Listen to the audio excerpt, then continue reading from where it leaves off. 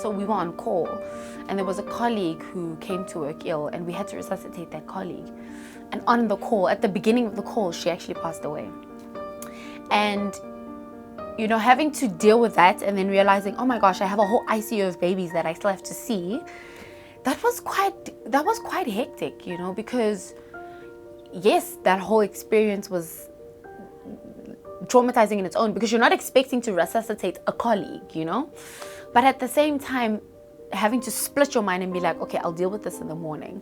We need to go and sort the other patients that we have to see out, I think was incredibly difficult for me. But I only realized how difficult it was the next day when I realized how tired I was, because we had just gone. We were just like, go, go, go. We don't have any time to stop, because, you know, it's one of those situations where once you stop and you let everything hit you, then you just feel all the emotions.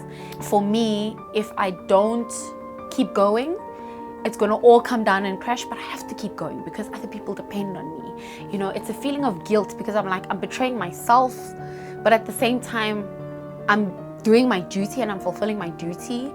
I'm completely heartbroken, but then I'm saving so many other lives.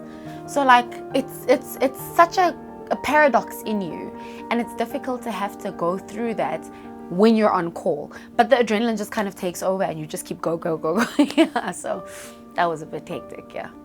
I myself went through a period of burnout when I was in internship, moving also into community service. I experienced it at different levels. So it started off with an idea called compassion fatigue, where I started becoming snappy. I was still able to go to work and I still could get up, but then when I really was burnt out, it started affecting me in more ways than I could still come to work, but I just hated it, you know. And anyone who knows me knows how much I love my job.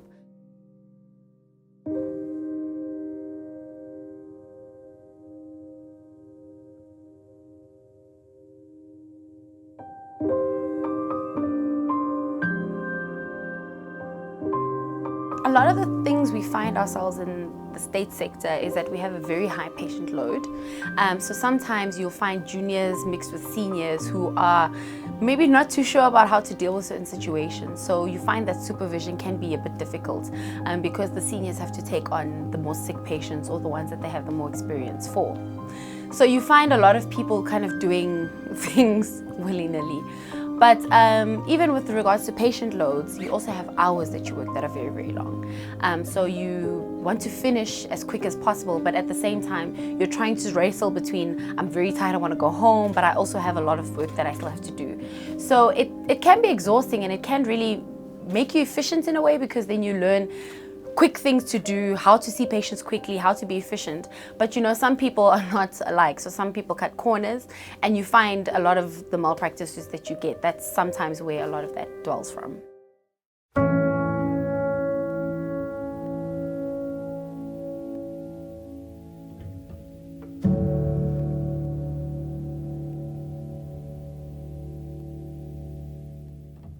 I think if you look at situations like Prof Mayosi, where he committed suicide, there's a big stigma around being put together and looking like you have everything under control, especially with the older generation. So I find that, you know, it's up to us to change the conversation and change the way that we approach our work.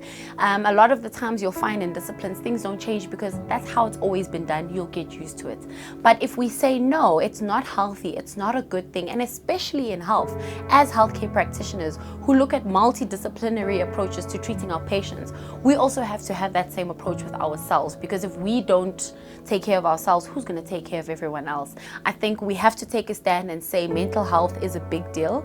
And even if it doesn't change this year, if everyone starts doing small things in their communities, 5-10 years from now, I could possibly start a movement to change the approach to mental health in our society. If you look at employee wellness coordinators, we don't have that in the sector. You know, I was talking to a friend of mine who works in corporate, and he was telling me that he does Pilates at work. You know, where are the spaces in our government organizations, be it in the health or safety sector, where we deal with all of these traumas, but we don't have an outlet to really physically move them out of our bodies, let alone talk about them. So what is the government doing to ensure that its public servants are taken care of? And I think really having a port of call call at the place where you're working is a first step. The other thing is also making it a part of the policy to say when an employee really comes in, because WHO has identified burnout as a condition, an ICD-10 condition that you can be written or taken sick leave for. Are they going to really accept that and take that seriously and protect people's privacy instead of saying, you know, well, you're off because you are burnt out? The third thing I think is also just challenging heads of departments to be very aware of the people in their environments, speaking and having regular debriefing sessions, because I feel that if our heads of departments don't do that, it's not going to trickle down to everyone else. We chose these professions. We wanted to serve our communities at a greater cost to ourselves. So it doesn't make sense in my mind why we are putting not just our other people's lives at risk, but also ours, because of a decision that we made for other people.